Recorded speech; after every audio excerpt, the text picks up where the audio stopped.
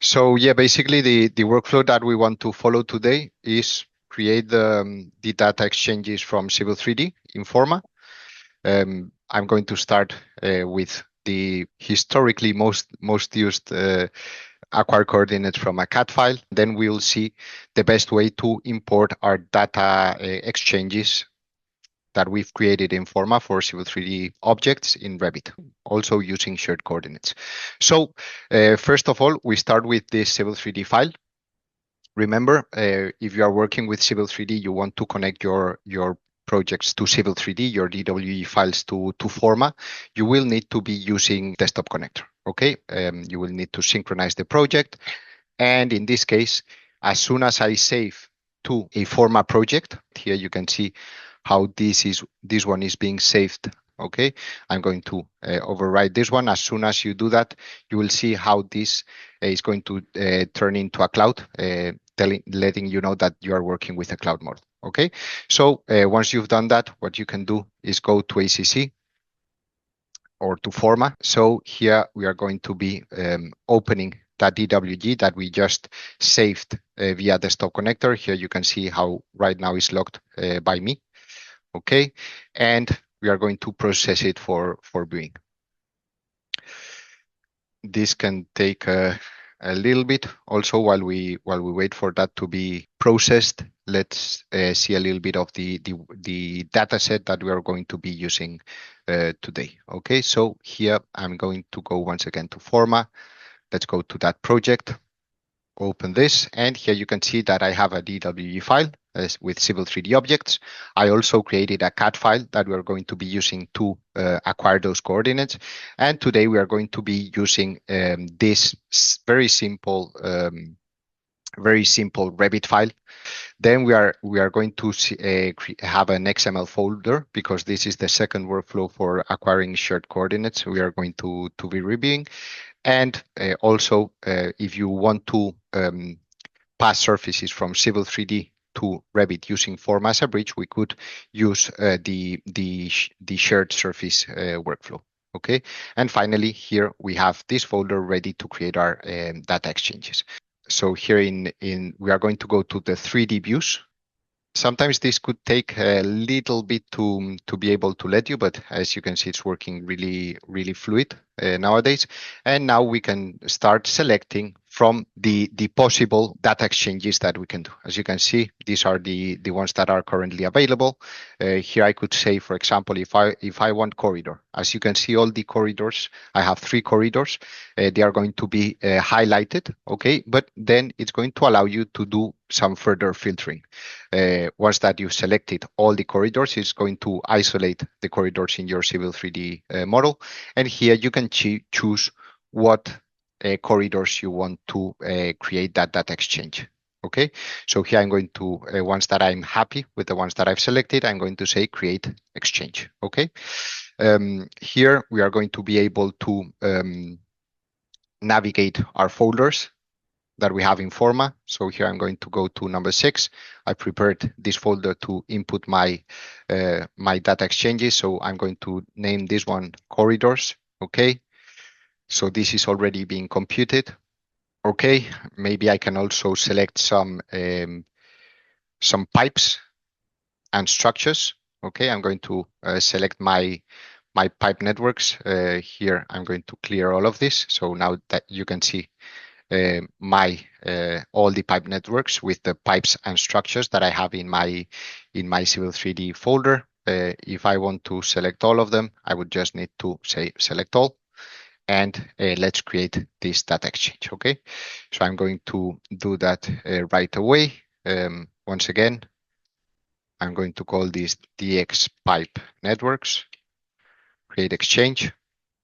And finally, we can create one for the surface. Okay. Also, here you can see in this in the Civil 3D file, I've created a finished ground with all the which is a composite surface with all the finished surfaces from all the different elements. So here you can see that I've extracted the datum of all the corridors, and I've pasted to this finished ground along with the existing ground. I've also created these gradings, and I've joined all of this into my finished ground. Okay, so here you can see how this would look like. okay, ready for my Civil 3D objects to be placed on top, okay? So for that, I'm also going to create a data exchange. So I'm going to deselect these ones. I'm going to clear this selection, and I'm going to go back over here.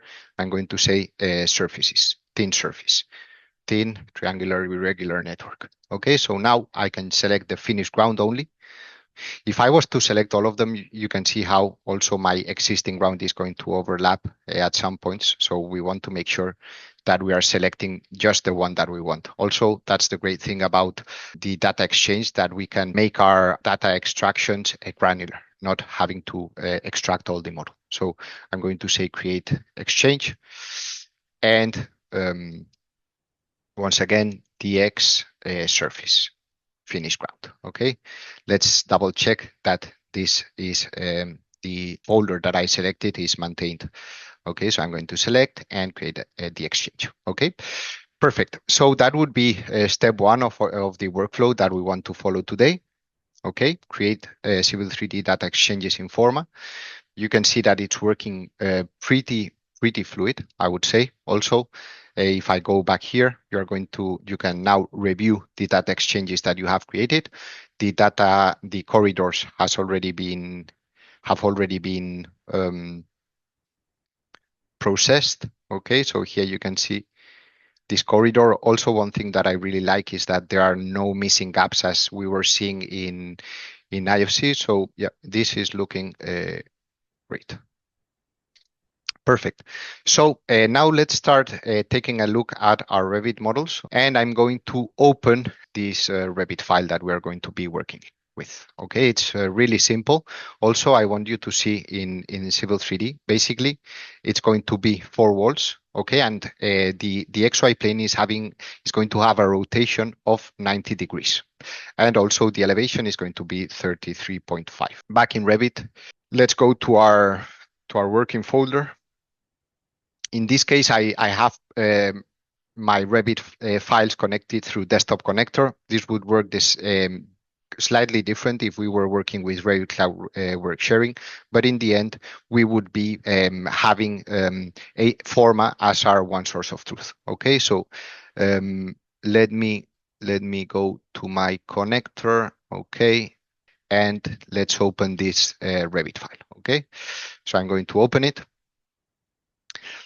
And the first way of creating these shared coordinates is in the traditional way that it is acquiring these coordinates. Okay, so how are we going to do this? Well, basically, I'm going to first of all insert my CAD file.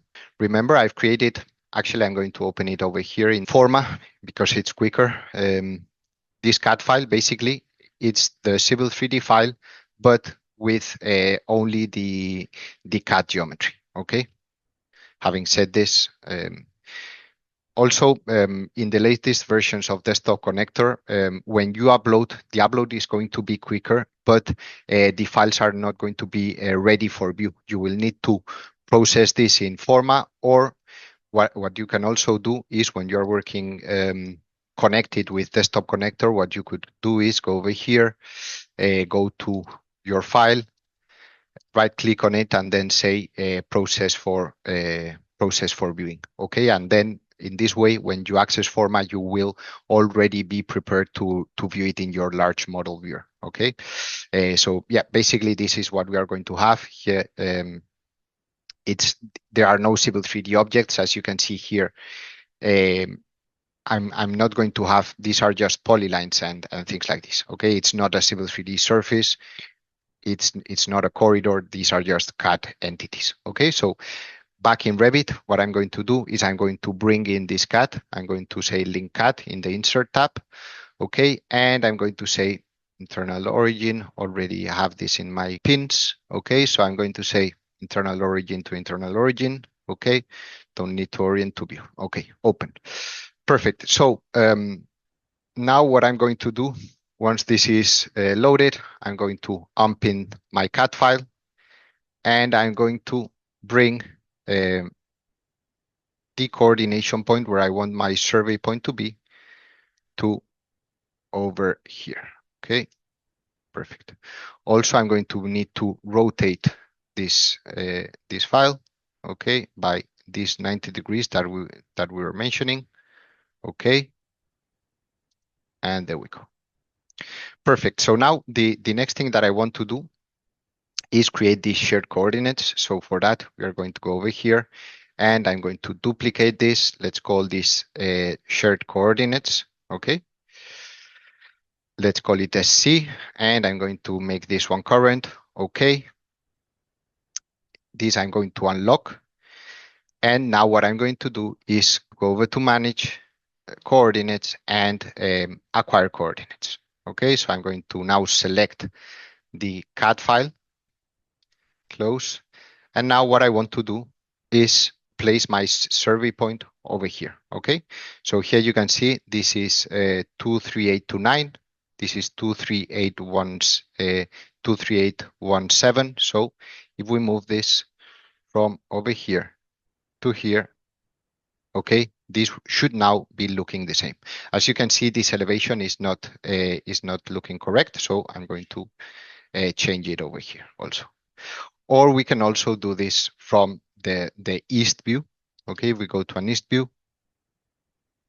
Here, if we turn on our survey point, apply and okay. Okay.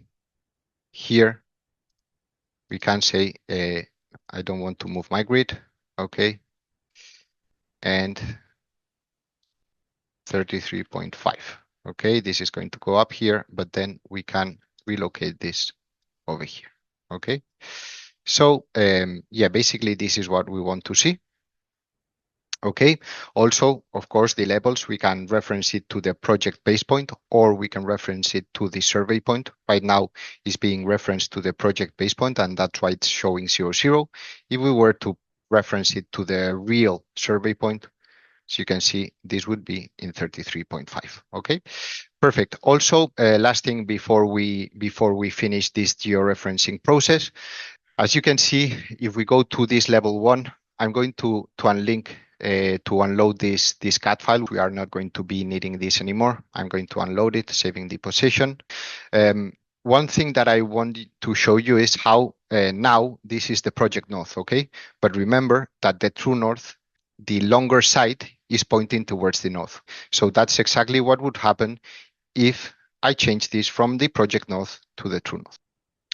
Perfect. So with our file already georeferenced, I can now start bringing in my data exchanges. So to do that, the best recommended process would be in the usual way in which we link other types of information, other formats into a native Revit file. Okay, what we want to do is we want to create a coordination file with all the links that we want, and then link this Revit file into the native where we have our architectural model. Okay, so to do that, what I'm going to do is I'm going to create a new file. Let's, in this case, I'm using the metric system, and I'm going to say okay. Perfect. So now remember these steps. These steps are going to be very, very similar to what we already saw. Okay, so here I'm going to select survey point and project base point. I want to see this. I would need to insert my CAD file once again. For that, we have this over here, CAD. Okay, I don't need to orient to view. Okay. Okay, I want to unpin this and I want to bring this to my project base, my survey point. Okay, perfect. So now, once again, I'm going to create my my shared coordinates. I'm going to name it in the same way I did the previous one, make current, and okay. Perfect. So now I'm going to say acquire from the CAD file, manage coordinates, acquire coordinates. I'm going to select my CAD file and close. Once again, we would need to change this elevation. Okay. We can go back here and we can unload this file, manage. I'm going to say manage links and I'm going to unload this file, unload. Okay. Save this. Perfect. Make sure we have our coordinates already set. Okay. And now I want to bring in my my data exchanges. Okay, so how would we do that? We're going to go to collaborate. Okay, we're going to go to data exchanges. Perfect. And here I'm going to load exchanges. So here I can go to the data exchanges that we have recently created. And for example, I could bring in my corridors. Okay, also here we have these options where we can measure and we can export coordinates. Here you can see that these are already going to be in real world coordinates. So you can see that, yeah, the elevation of this was 33.5. You can see how this point exactly is 33.5. So this is the road that it is going against the grading where my building is going to be set. Okay, so here I can now use by shared coordinates, okay, and or I can use the other options. But in this case, since we are working in shared coordinates, I'm going to say load, okay.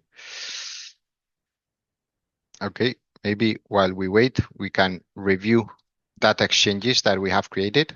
Here you can see the data exchange that has been created for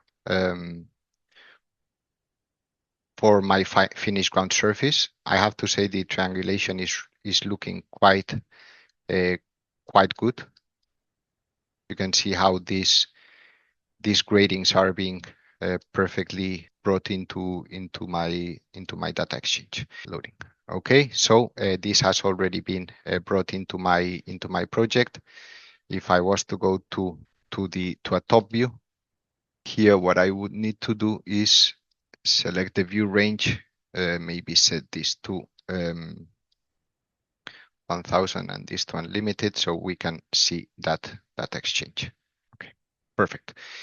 So yeah, what we can do now, I'm going to close this one because this is from the previous model. So what I'm going to do is I'm going to actually save the building Revit model, and I'm going to close it. These are the ones for the one where I've created my data exchange. So what I'm going to do is I'm going to save this as my coordination file. So here I'm going to go to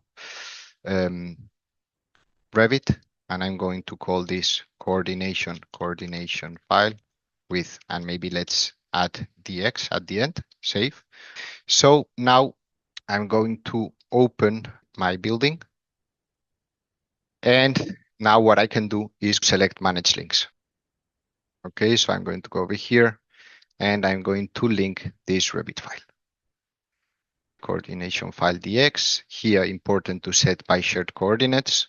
Here I will need to make sure that I'm selecting the correct shared coordinates. So yeah, here you can see how this is coming in without any issues. If I was to go to my 3D view, here you can see how this is perfectly coordinated. So you can access this in a granular way, also having here my native Revit model.